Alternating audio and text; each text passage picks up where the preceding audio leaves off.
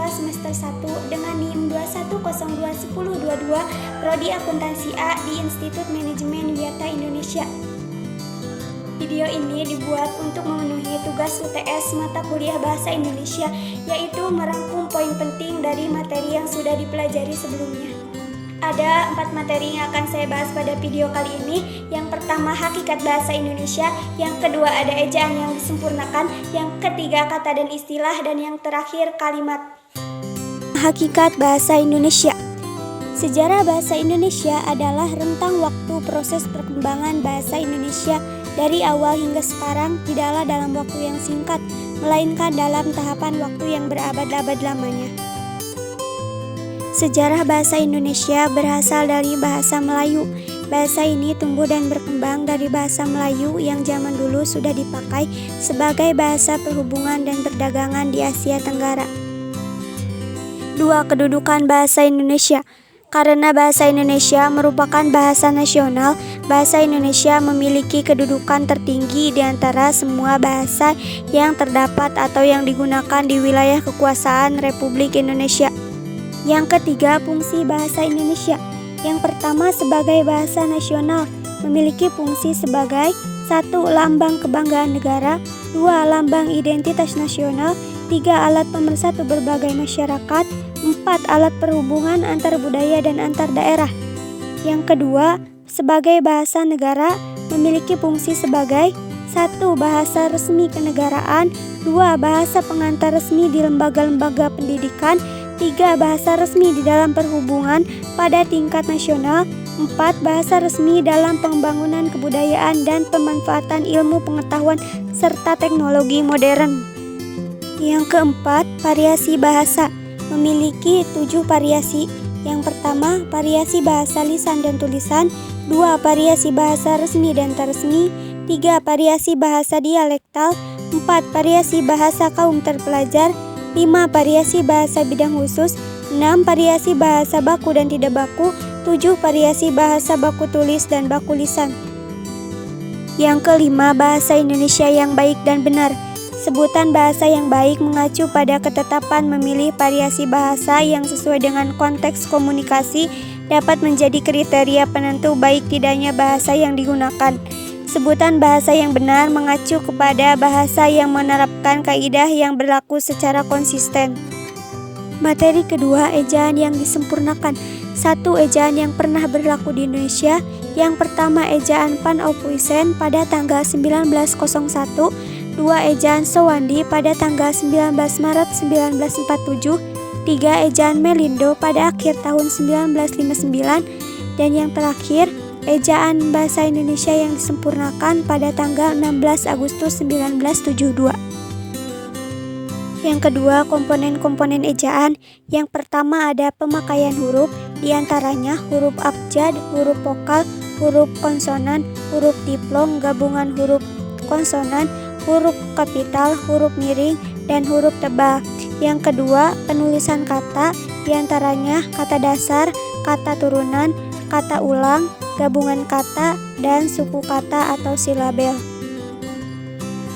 Ketiga, pemakaian tanda baca.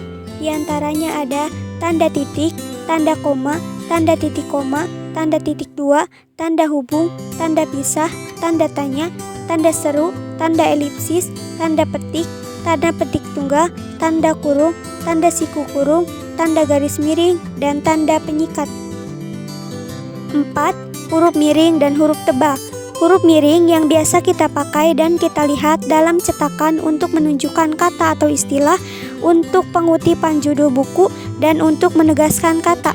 Huruf tebal dipakai untuk menuliskan judul, bab, daftar isi, daftar pustaka, indeks, dan sebagainya. 5. Penulisan unsur serapan.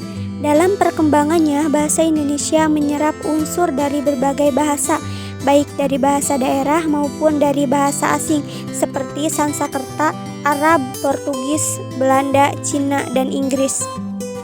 Materi ketiga, kata dan istilah. Pengertian kata dan istilah. Secara umum, menurut sudut pandang fonologi, kata dapat dirumuskan sebagai bentuk lingual yang memiliki urutan fonem yang tetap, sedangkan istilah dapat diartikan sebagai kata atau gabungan kata yang memiliki makna khusus dan penggunaannya terbatas pada ranah kegiatan atau bidang keilmuan tertentu. 2. Sumber kata dan istilah. Yang pertama, sumber kata terdiri dari 2 sumber, yaitu sumber dalam adalah bahasa Melayu dan bahasa-bahasa daerah, dan sumber luar adalah bahasa asing. Kemudian sumber pengambilan istilah bahasa Indonesia terdiri dari 3. Yang pertama bahasa Indonesia atau Melayu, kedua bahasa daerah serumpun, ketiga bahasa asing. 3. Pengertian diksi. Diksi adalah pilihan kata atau kemampuan memilih satu kata yang tepat di antara sejumlah kata bersinonim untuk digunakan dalam konteks tertentu. 4. Relasi makna. Relasi makna adalah sifat pertalian makna yang terdapat pada sejumlah kata, di antaranya yaitu kesinoniman, kehomoniman, kepolisemian, kehiponiman, dan keantoniman. 5. Ungkapan idiomatik terdiri dari 2, yaitu kata konkret adalah kata yang acuannya dapat diserap secara empirik. Artinya panca indera kita dapat merasakan kehadiran acuannya. Acuan seperti terdapat misalnya pada kata-kata tangisan, harum, sejuk, sepeda, surau, guru, dan sebagainya. Sebaliknya disebut kata abstrak apabila acuan kata tersebut sulit atau tidak dapat diserap oleh panca indera. Untuk merasakan kehadirannya, yang berperan adalah pikiran kita. Contoh kata seperti itu diantaranya adalah kerinduan, kemauan, maksud, harapan, ketidakadilan, gagasan, dan sebagainya. Materi terakhir, kalimat. Pengertian kalimat. Ada 2 hal penting yang berkenaan dengan konsep kalimat, yaitu konstituen dasar dan intonasi final. Konstituen dasar kalimat biasanya berupa klausa yang di dalamnya terdapat unsur-unsur minimal sebuah kalimat, yakni unsur subjek dan predikat. Unsur-unsur ini membangun keutuhan makna sebuah klausa. Jika sebuah klausa diberi tanda baca atau intonasi final, suatu kalimat akan berbentuk. Klausa merupakan konstituen inti kalimat karena secara aktual dan potensial dapat menjadi kalimat. Menurut Sugono, menjelaskan bahwa sebuah pernyataan lisan atau tulis dapat dikategorikan sebagai kalimat bila memiliki 2 persyaratan pokok. Persyaratan pokok tersebut adalah unsur predikat dan permutasi atau perubahan urutan unsur kalimat. Unsur-unsur kalimat yaitu 1. Subjek, 2. Predikat, 3. Objek, 4. Pelengkap, dan 5. Keterangan. Jenis-jenis kalimat ada 3. 1. Kalimat lengkap dan tidak lengkap, 2. Kalimat tunggal dan kalimat majemuk, 3. Kalimat inversi dan permutasi. Kalimat efektif. Kalimat yang digunakan dalam karya ilmiah harus dapat dipahami secara tepat dan cepat oleh pembaca. Kalimat tersebut harus mewakili pikiran penulis sehingga dapat dipahami secara mudah. Syarat kalimat efektif. 1. Kalimat efektif harus gramatikal, 2. Kalimat efektif lugas, 3. Kalimat efektif harus memperhatikan aspek penekanan, 4. Kalimat efektif harus sejajar. Itulah tadi video presentasi dari saya mengenai rangkuman materi bahasa Indonesia. Semoga bisa bermanfaat bagi kita semua. Kurang lebihnya mohon maaf. Sekian dan terima kasih. Wassalamualaikum warahmatullahi wabarakatuh.